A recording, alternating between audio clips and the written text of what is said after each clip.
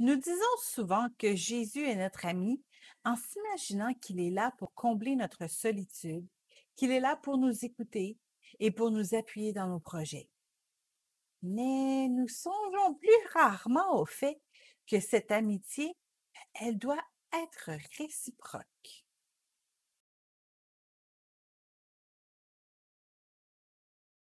La chanson Hosanna de Hillsong est fréquemment chantée dans nos églises.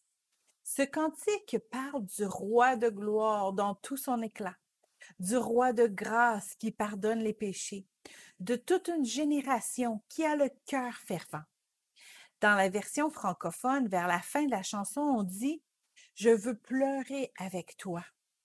La traduction mot à mot de la version anglophone serait « Brise mon cœur pour tout ce qui brise le tien ».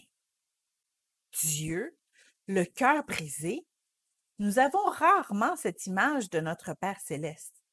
Pourtant, même s'il est un esprit, il a aussi toutes sortes d'émotions. Il ressent de la colère, il peut rire, il a de la compassion, il peut être affligé et bien d'autres. Jésus était comme son Père, démontrant de la compassion et de l'irritation contre les pharisiens. Et que dire de l'Esprit de Dieu qui peut être attristé?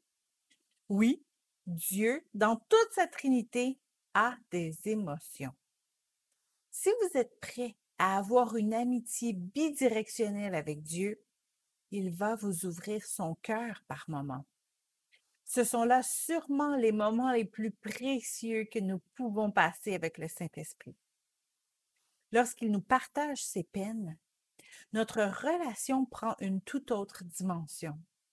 Nous devrions tous désirer, comme le chant le dit, avoir le cœur brisé pour ceux qui brisent son cœur, que ce soit pour corriger nos propres actions ou pour intercéder pour les péchés des autres. Dieu réfléchit et il fait des plans. Comme tous vos amis, ils vont se faire un plaisir de vous partager leurs idées et leurs projets. Eh bien, être ami de Dieu signifie qu'il vous partagera avec passion ses propres plans et ses projets. Il désire faire équipe avec nous pour les réaliser. Il ne veut pas lancer des ordres. Il veut nous partager sa vision et ses motivations pour que nous soyons partenaires avec lui, comme le ferait un ami. Et vous savez quoi? Comme un ami, parfois, il a juste le goût de jaser. Lorsque nous songeons à entendre la voix de Dieu, nous pensons trop souvent qu'il s'agit de quelque chose de sérieux, de prophétique, un ordre quelconque. Mais non, parfois il a tout simplement le goût de nous raconter ce qu'il sait et il a beaucoup plus d'expérience que nous. Et comme un ami, si vous commencez à discuter de cette façon avec Dieu, vous risquez de ne pas voir le temps passer. Oui, Dieu est un Père. Il est Dieu et il faut lui démontrer un profond respect et une obéissance complète. Mais il veut aussi être notre ami et nous raconter comment il se sent, ses projets et des tonnes d'histoires.